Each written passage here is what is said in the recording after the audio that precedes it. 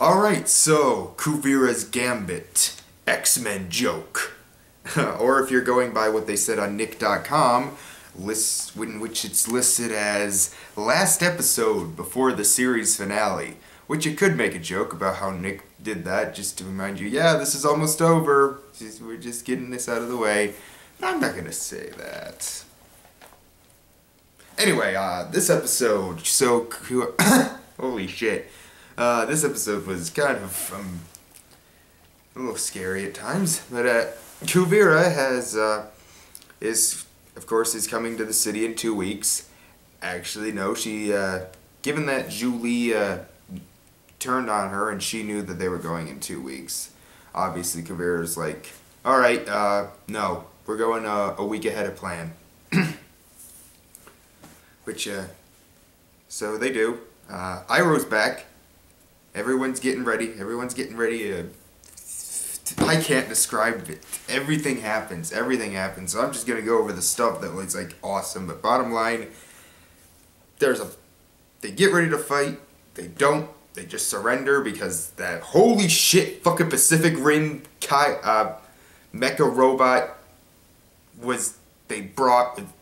25 stories high. I think that was a little higher than 25 stories. Like, that thing was freaking huge, and it just has this gun on it. It was a freaking Transformer and Pacific Rim bot, and just punched through them. And then they die, and oh god. No, they don't die. I gotta keep on topic. This was, holy shit. As soon as I saw that giant robot, I'm like, holy shit! That is exactly what I was like. I was like, oh. Oh. What else could I talk about? It's basically, that's the best thing I could say about it. It just went, holy shit, a lot of times in this, because it's just, oh my god, a lot of shit happens. I didn't even get to take that much notes. The Hitler symbolism is getting bigger. Like, even the fact that she's like, oh, they took stuff from us. They, kind of like how Germany was like, Hitler was like in Germany. They took stuff from us after World War I. They didn't kick us while they're down, and now we need to stop. We need to get our land back, even though we have this huge empire ourselves. All they needed was the Nazi salute like they did in Mockingjay. President, whatever you're... next note I got. Julie and Varric are so freaking cute. Julie is adorable. Like, I always thought she was like, aw, little Julie. She's kind of nice. She's funny. She's cute. But no, when she was giving that speech to Varric, I just was like, oh, you're so adorable. I want to hug you. You're a good person, Julie. And then Varric's like, apology accepted. Now get to work. And then she does the badass thing. She's like, no, you're gonna treat me like an equal. So yeah.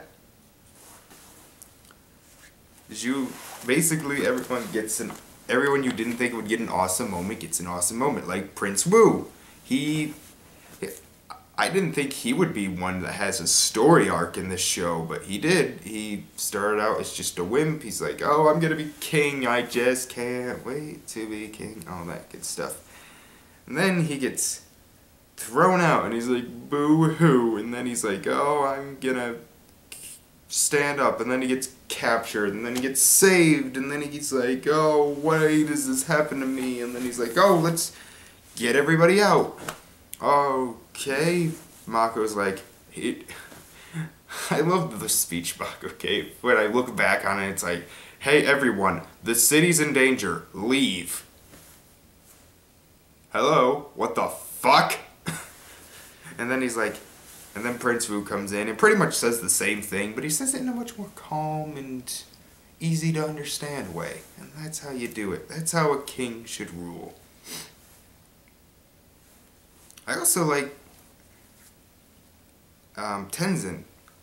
I like the fact that he lets them stay. I thought there was going to be this big argument about, why haven't you guys packed? We've decided to stay. No, you guys gotta go. I will not have you in danger. And basically, and from the shove, and either they're gonna let them stay after an argument, or he's gonna make them go, but then they come back. No, he's like, alright, hugs. Hugs. So yeah, Tenzin, I think, is probably, besides Korra, probably the one who's developed the most. I hope Asami and her dad, I just realized Asami and her dad haven't gotten any screen time in a while. But poor Asami and Varric, all their hummingbird things got destroyed. That was cool. That was funny. But yeah, so there go.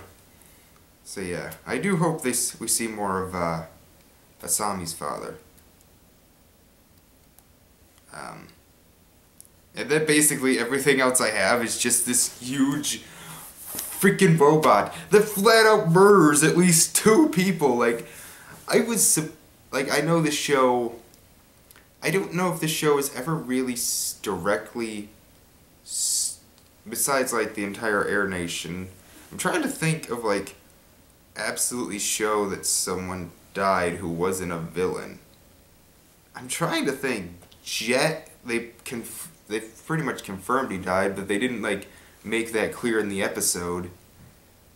And this one, they're just like, quick, no, call the president. And they lift it up, and boom, and they're dead. Like, there's no way they survived that. I am certain though that Korra and the rest of the team survived at the end. Good way to end it. It was a great way to end it, with just Kuvira, like, and that's what I like. She is not completely horrible. Like, here's the notes I took. Batar Jr., who I finally learned his name. I'm gonna forget it by next week. Batar Jr., Kuvira, obviously kind of cute. They were cute in the beginning, and it's like, oh, Kuvira's not gonna hurt him. He's gonna, like, take them and try and save him first, and then take the Avatar. It's like, oh, they really do care about each other. And then she's like, and then Mago just sees the robot aim it for them, and it's like, wait, they're gonna shoot us. And Batar Jr.'s like, no, she wouldn't. Boom. And you just see Kuvira like, so it's like, she's an awful human being. She's not a 100% evil. Like, that's why she's a really good villain. I say she's even better than, like, the Fire Lord. As much as I absolutely love the original series, the Fire Lord is not really that complex a villain. He's really just, I'm evil, fight evilness. But, I mean, Azula and the guy from the first season, what was his name? The one who was played by Lucius Malfoy. Like, they were all cool. I liked them. I like them a lot more than the Fire Lord. So anyway, I like that Kuvira kind of does show some regret for it. She obviously likes him. They're not gonna last if Kuvira does manage to survive, which I really kind of doubt. But yeah, despite the fact that it ended with the whole cliffhanger, oh, did Korra and the others survive? There's still 2 episodes left. I'm going to guess at least a majority of them survived. If anyone died, the only one would probably be Batar.